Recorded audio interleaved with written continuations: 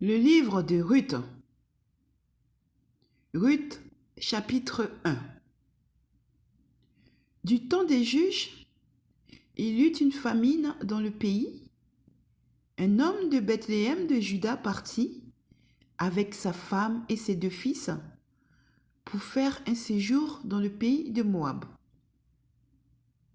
Le nom de cet homme était Elimelech, celui de sa femme Naomi, et ses 2 fils s'appelaient Machlon et Kiljon. Ils étaient Éphrasiens de Bethléem de Juda. Arrivés au pays de Moab, ils y fixèrent leur demeure. Elimelech, mari de Naomi, mourut, et elle resta avec ses 2 fils. Ils prirent des femmes moabites, dont l'une se nommait Orpa et l'autre Ruth. Et ils habitèrent environ 10 ans. Machlon et Kiljon moururent aussi tous les 2, et Naomi resta privée de ses 2 fils et de son mari. Puis, elle se leva, elle et ses belles-filles, afin de quitter le pays de Moab, car elle apprit au pays de Moab que l'Éternel avait visité son peuple et lui avait donné du pain. Elle sortit du lieu qu'elle habitait, accompagnée de ses 2 belles-filles, et elle se mit en route pour retourner dans le pays de Juda. Naomi dit alors à ses 2 filles, « Allez, retournez chacune à la maison de sa mère. Que l'Éternel use de bonté envers vous, comme vous l'avez fait envers ceux qui sont morts et envers moi. Que l'Éternel vous fasse trouver à chacune du repos dans la maison d'un mari. » Et elle les baisa. Elles élevèrent la voix et pleurèrent. Et elles lui dirent, « Non, nous irons avec toi vers ton peuple. » Naomi dit, « Retournez mes filles. Pourquoi viendrez-vous avec moi? Ai-je encore dans mon sein des fils qui puissent devenir vos maris? Retournez mes filles, allez. Je suis trop vieille pour me remarier. Et quand je dirai, j'ai de l'espérance, quand cette nuit même je serai avec un mari et que j'enfanterai des fils, attendriez-vous pour cela qu'ils eussent grandi? Refuseriez-vous pour cela de vous marier? Non, mes filles, car à cause de vous, je suis dans une grande affliction de ce que la main de l'Éternel s'est étendue contre moi. » Et elles élevèrent la voix et pleurèrent encore. Orpa baisa sa belle-mère, mais Ruth s'attacha à elle. Naomi dit à Ruth, « Voici, ta belle-sœur est retournée vers son peuple et vers ses dieux. Retourne comme ta belle-sœur. » Ruth répondit, « Ne me presse pas de te laisser, de retourner loin de toi. Où tu iras, j'irai. Où tu demeureras, je demeurerai. Ton peuple sera mon peuple et ton Dieu sera mon Dieu. Où tu mourras, je mourrai et j'y serai enterré. Que l'Éternel me traite dans toute sa rigueur si autre chose que la mort vient à me séparer de toi. » Naomi, la voyant décidée à aller avec elle, cessa ses instances. Elles firent ensemble le voyage jusqu'à leur arrivée à Bethléem. Et lorsqu'elles entrèrent dans Bethléem, toute la ville fut émue à cause d'elles, et les femmes disaient, « Est-ce là Naomi? » Elle leur dit, « Ne m'appelez pas Naomi, appelez-moi Mara, car le Tout-Puissant m'a rempli d'amertume. J'étais dans l'abondance à mon départ, et l'Éternel me ramène les mains vides. Pourquoi m'appellerez-vous Naomi, après que l'Éternel s'est prononcé contre moi et que le Tout-Puissant m'a affligé? Ainsi, revinrent du pays de Moab, Naomi et sa belle-fille Ruth la Moabite. Elles arrivèrent à Bethléem au commencement de la moisson des orges. Ruth chapitre 2. Naomi avait un parent de son mari. C'était un homme puissant et riche de la famille d'Élimélec et qui se nommait Boaz. Ruth la Moabite dit à Naomi: Laisse-moi, je te prie, aller glaner des épis dans le champ de celui aux yeux duquel je trouverai grâce. Elle lui répondit: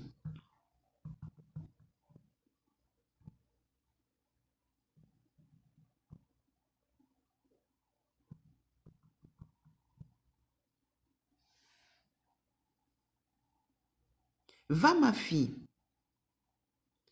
Elle alla glaner dans un champ derrière les moissonneurs, et il se trouva par hasard que la pièce de terre appartenait à Boaz, qui était de la famille d'Élimélec. Et voici, Boaz vint de Bethléem et il dit au moissonneur: Que l'Éternel soit avec vous. Et ils lui répondirent: Que l'Éternel te bénisse. Et Boaz dit à son serviteur chargé de surveiller les moissonneurs: À qui est cette femme? Le serviteur chargé de surveiller les moissonneurs répondit: C'est une jeune femme moabite qui est revenue avec Naomi du pays de Moab. Elle a dit: Permettez-moi de glaner et de ramasser des épis entre les gerbes, derrière les moissonneurs. Et depuis ce matin qu'elle est venue, elle a été debout jusqu'à présent et ne s'est reposée qu'un moment dans la maison. Boaz dit à Ruth: Écoute, ma fille, ne va pas glaner dans un autre champ. Ne t'éloigne pas d'ici et reste avec mes servantes. Regarde où l'on moissonne dans le champ et va après elles. J'ai défendu à mes serviteurs de te toucher, et quand tu auras soif, tu iras au vase et tu boiras ce que les serviteurs auront puisé. Alors, elle tomba sur sa face et se prosterna contre terre, et elle lui dit: Comment ai-je trouvé grâce à tes yeux pour que tu t'intéresses à moi qui suis une étrangère? Boaz lui répondit: On m'a rapporté tout ce que tu as fait pour ta belle-mère depuis la mort de ton mari, et comment tu as quitté ton père et ta mère et le pays de ta naissance pour aller vers un peuple que tu ne connaissais point auparavant. Que l'Éternel te rende ce que tu as fait, et que ta récompense soit entière de la part de l'Éternel, le Dieu d'Israël, sous les ailes duquel tu es venu te réfugier. Et elle lui dit: Oh, que je trouve grâce à tes yeux, mon Seigneur, car tu m'as consolé et tu as parlé au cœur de ta servante. Et pourtant, je ne suis pas moi comme l'une de tes servantes. Au moment du repas, Boaz dit à Ruth: Approche, mange du pain et trempe ton morceau dans le vinaigre. Elle s'assit à côté des moissonneurs. On lui donna du grain rôti. Elle mangea et se rassasia, et elle garda le reste. Puis, elle se leva pour aller glaner. Boaz donna cet ordre à ses serviteurs: Qu'elle glane aussi entre les gerbes, et ne l'inquiétez pas. Et même, vous ôterez pour elle des gerbes quelques épis, que vous la laisserez glaner sans lui faire de reproches. Elle glana dans le champ jusqu'au soir, et elle bâtit ce qu'elle avait glané. Il eut environ un épha d'orge. Elle emporta et rentra dans la ville, et sa belle-mère vit ce qu'elle avait glané. Elle sortit aussi les restes de son repas et les lui donna. Sa belle-mère lui dit, « Où as-tu glané aujourd'hui et où as-tu travaillé? Béni soit celui qui s'est intéressé à toi. » Et Ruth fit connaître à sa belle-mère chez qui elle avait travaillé. « L'homme chez qui j'ai travaillé aujourd'hui, dit-elle, s'appelle Boaz. » Naomi dit à sa belle-fille, « Qu'il soit béni de l'Éternel qui se montre miséricordieux pour les vivants, comme il le fut pour ceux qui sont morts. Cet homme est notre parent, lui dit encore Naomi.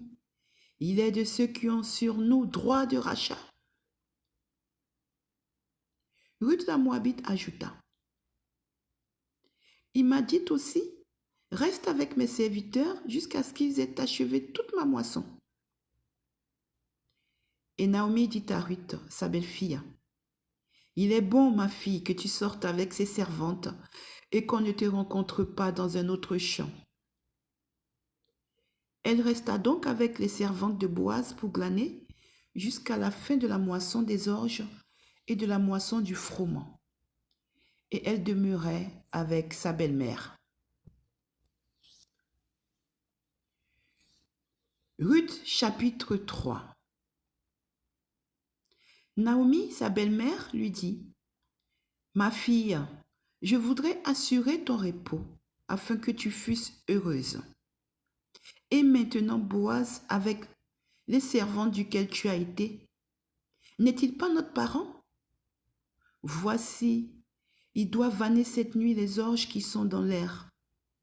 Lave-toi et oins-toi, puis remets tes habits et descends à l'air. Tu ne te feras pas connaître à lui jusqu'à ce qu'il ait achevé de manger et de boire. Et quand il ira se coucher, observe le lieu où il se couche. Ensuite, va, découvre ses pieds et couche-toi. Il te dira lui-même ce que tu as à faire. » Elle lui répondit, « Je ferai tout ce que tu as dit. » Elle descendit à l'air et fit tout ce qu'avait ordonné sa belle-mère. Boaz mangea et but, et son cœur était joyeux.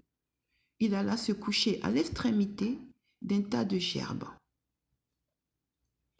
Ruth vint alors tout doucement, découvrit ses pieds et se coucha. Au milieu de la nuit, cet homme eut une frayeur. Il se pencha, et voici, une femme était couchée à ses pieds. Il dit, « Qui es-tu? » Elle répondit, « Je suis Ruth, ta servante. Étends ton aile sur ta servante, car tu as droit de rachat. » Et il dit, « Sois bénie de l'Éternel, ma fille. Ce dernier trait témoigne encore plus en ta faveur que le premier, car tu n'as pas recherché des jeunes gens, pauvres ou riches. Maintenant, ma fille, ne crains point. Je ferai pour toi tout ce que tu diras. Car toute la porte de mon peuple sait que tu es une femme vertueuse. Il est bien vrai que j'ai droit de rachat, mais il en existe un autre plus proche que moi. Passe ici la nuit, et demain, s'il veut user envers toi du droit de rachat, à la bonne heure qu'il le fasse. Mais s'il ne lui plaît pas d'en user envers toi, j'en userai moi. L'Éternel est vivant, reste couché jusqu'au matin. » Elle resta couchée à ses pieds jusqu'au matin, et elle se leva avant qu'on puisse se reconnaître l'un l'autre.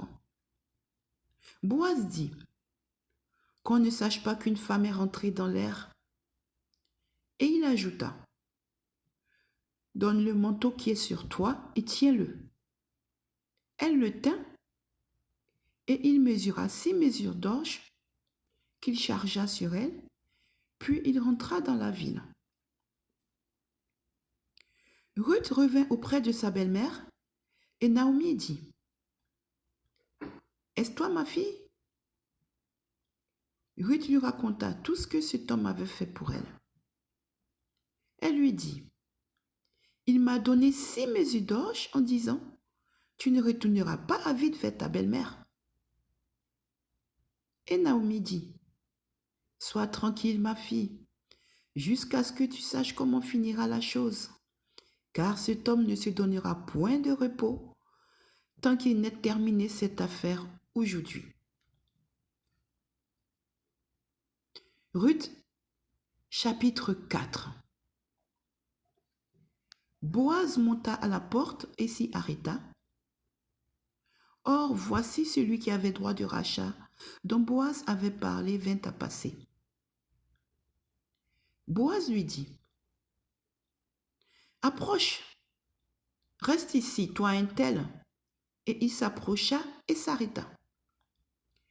Boaz prit alors 10 hommes parmi les anciens de la ville, et il dit, « Asseyez-vous ici. » Et ils s'assirent. Puis, il dit à celui qui avait le droit de rachat, « Naomi, revenue du pays de Moab, a vendu la pièce de terre qui appartenait à notre frère Elimelech. J'ai cru devoir t'en enfermer et te dire, acquiers-la en présence des habitants et en présence des anciens de mon peuple. Si tu veux racheter, rachète. Mais si tu ne veux pas, déclare-le-moi afin que je le sache. Car il n'y a personne avant toi qui ait le droit de rachat. Et je l'ai après toi. »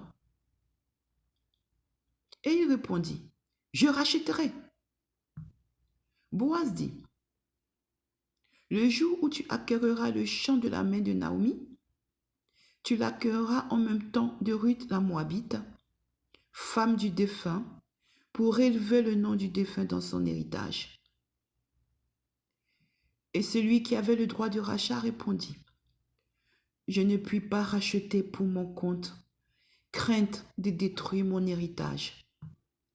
Prends pour toi mon droit de rachat, car je ne puis pas racheter. »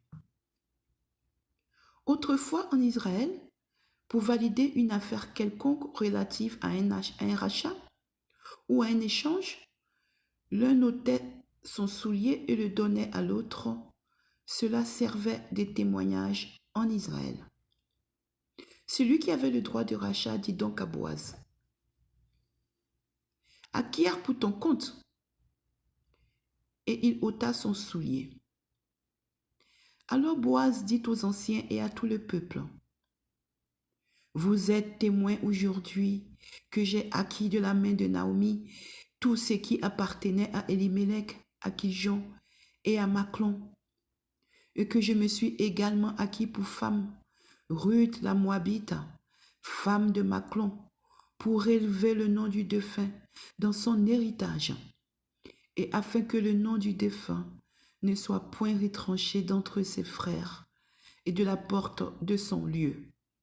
Vous en êtes témoins aujourd'hui. » Tout le peuple qui était à la porte et les anciens dirent, « Nous en sommes témoins. Que l'Éternel rende la femme qui rentre dans ta maison, semblable à Rachel et à Léa, qui toutes les deux ont bâti la maison d'Israël. Manifeste ta force dans Ephrata et fais-toi un nom dans Bethléem. Puisse la postérité que l'Éternel te donnera par cette jeune femme rendre ta maison semblable à la maison de Pérez qui fut enfantée à Juda par Tamar. » Boaz prit Ruth qui devint sa femme et il alla vers elle. L'Éternel permit à Ruth de concevoir et elle enfanta un fils.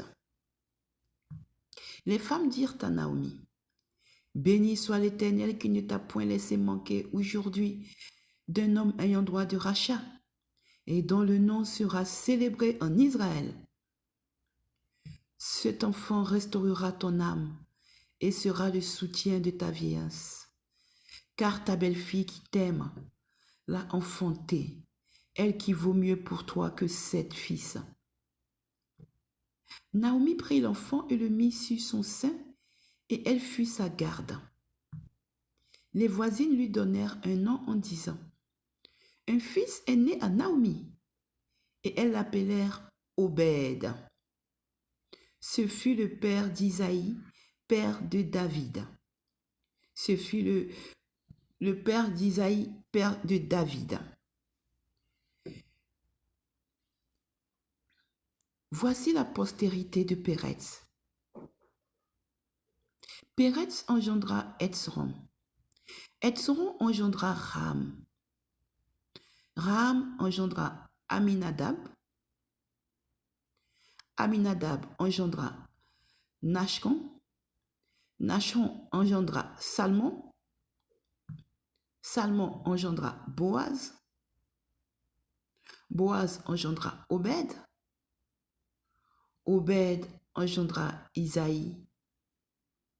Et Isaïe engendra David. Amen. Parole du Seigneur. Amen.